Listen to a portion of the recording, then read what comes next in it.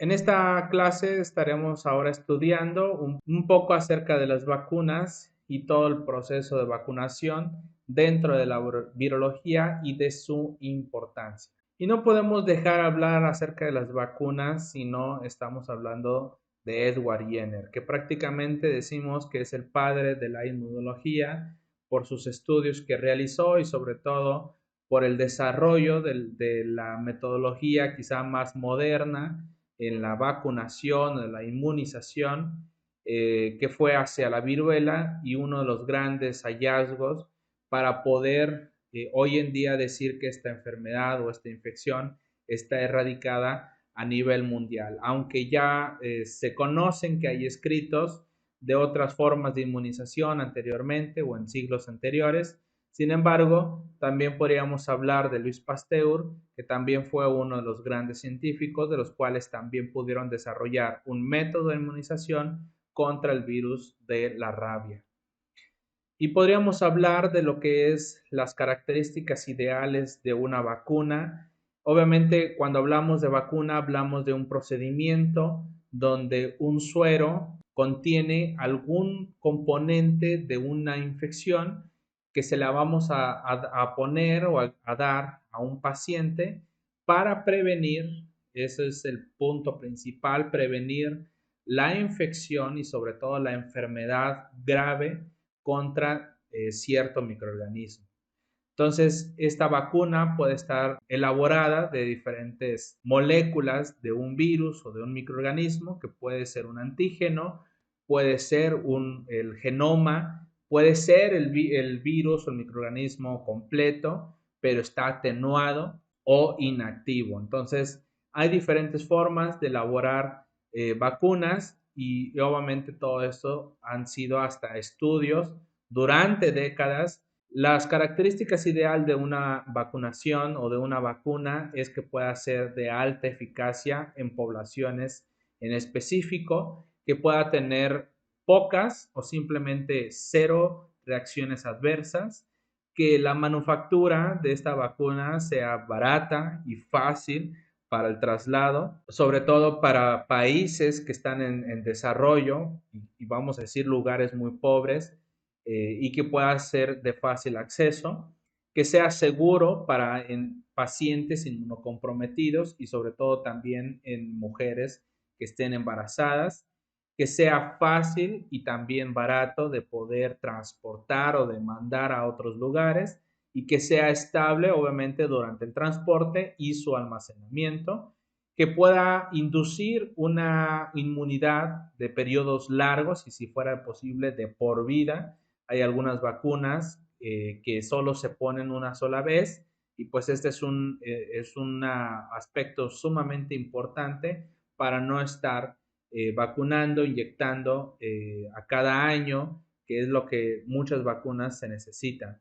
Estimular tanto la respuesta inmunitaria humoral y también la celular, que el proceso de manufactura sea reproducible, esto por cuestión de decir que varias empresas farmacéuticas la puedan producir y que obviamente esto pueda generar costos mucho más bajos y que pueda desarrollar o que se pueda dar información detallada, epidemiológica, y que obviamente esto pueda favorecer en los conocimientos de las enfermedades y de otros aspectos que se puedan presentar a futuro. Entonces podemos tener dentro de las vacunas virales diferentes formas de producción. Podemos tener a los virus vivos que puedan estar tanto atenuados como inactivos y hay diferentes aún formas de cómo producir este tipo de virus que sean naturalmente atenuados, un virus específico. En ocasiones se tiene que pasar hacia un animal en estudio para que éste pueda producir en el suero los anticuerpos. También se pasa por cultivos celulares y que las mutantes de los virus pues se puedan llegar a adaptar a las temperaturas bajas para el almacenamiento.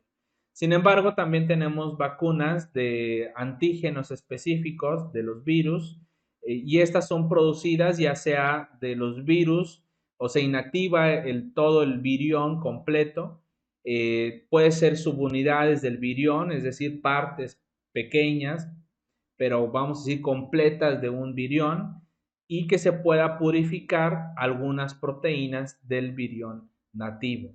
Sin embargo, muchos de los estudios en los últimos años podríamos estar hablando del ADN recombinante, de poner genes específicos en algunos otros virus o hasta en bacterias.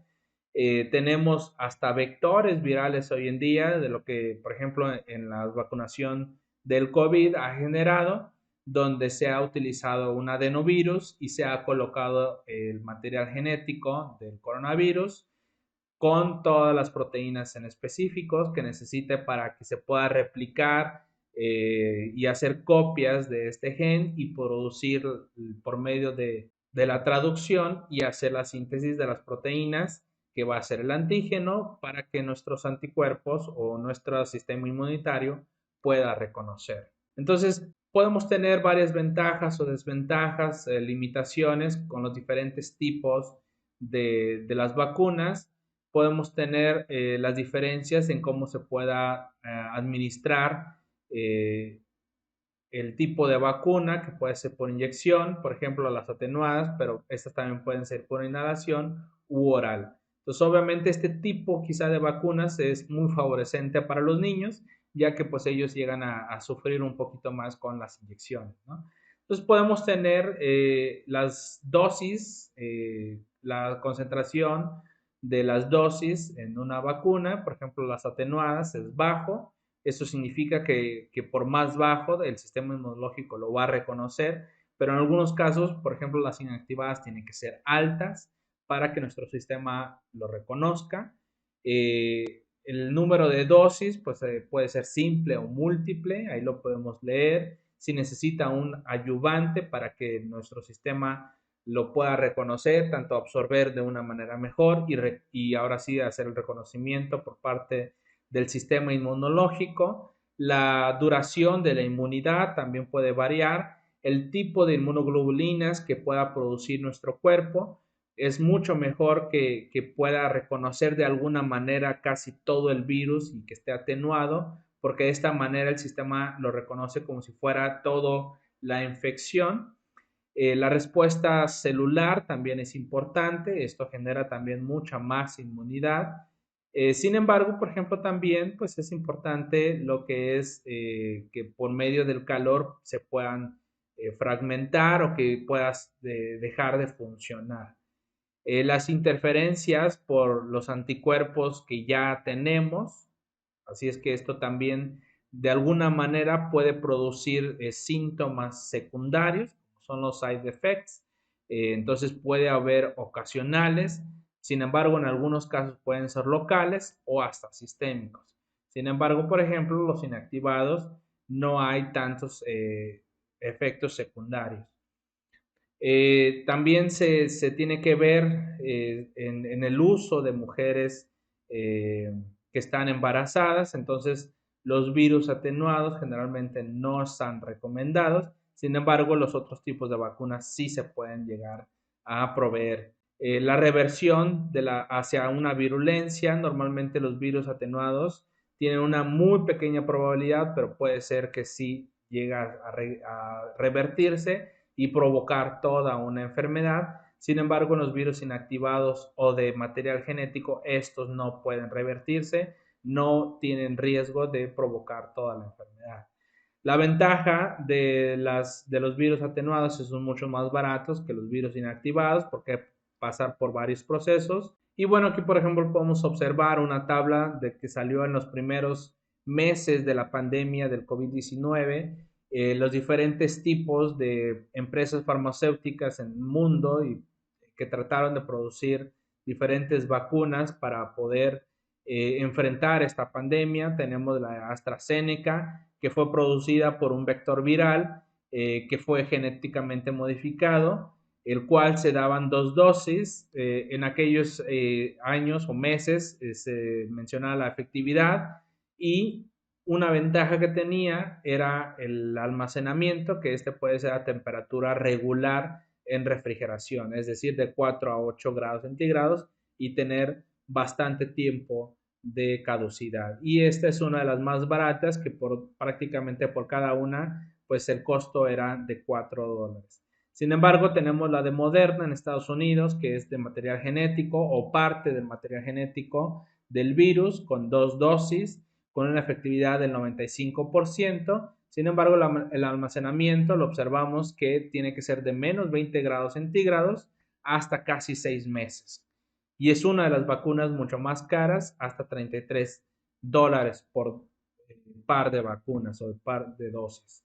Tenemos la de Pfizer, que también es de ARN, con 2 dosis del 95%, sin embargo, con un almacenamiento de hasta menos 70 grados centígrados, con un costo de $20. Y por último, aunque hay otras marcas, está la Sputnik, que también es un vector viral, con 2 dosis.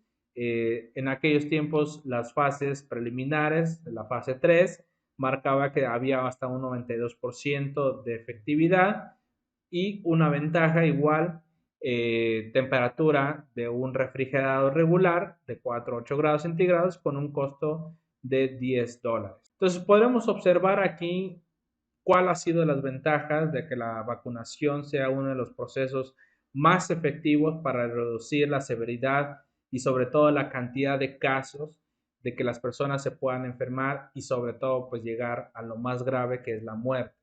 Tenemos este caso del sarampión, de cómo pudo llegar casi hasta los 800,000 casos por año. En total, por ejemplo, la vacunación empezó de la sarampión en 1963, en el cual en ese entonces se reportó 385,156 casos tan solo en Estados Unidos. Sin embargo, conforme empezó la vacunación, estos casos empezaron a disminuir drásticamente, hasta el cual prácticamente estamos en ceros. Sin embargo, pues aunque esta gráfica no lo muestra aquí, han habido ciertos picos en los últimos años debido a las altas demandas de algunos grupos en los cuales son antivacunas y que muchos niños no han sido vacunados y que se han presentado muchos más casos en los últimos años. También tenemos los casos de las paperas, en el cual también ha disminuido drásticamente. Y por último, de la rubiola, de los cuales casi podríamos decir se han erradicado en todo el mundo. De la enfermedad que sí podemos decir que se ha erradicado, ya que tiene algunos años declarado por parte de la Organización Mundial de la Salud, es la viruela, donde se ha mencionado que el 100% de este virus de presentar casos. Sin embargo, tenemos otras infecciones que han casi llegado al 100%, como es la polio, como es el sarampión, las paperas o la rubiola.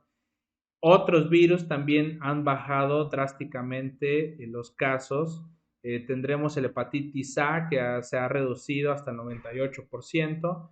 Tenemos el hepatitis B, que hasta el 72%. El rotavirus y la varicela, los cuales también se ha reportado una disminución del 80 al 96% respectivamente, esto en Estados Unidos.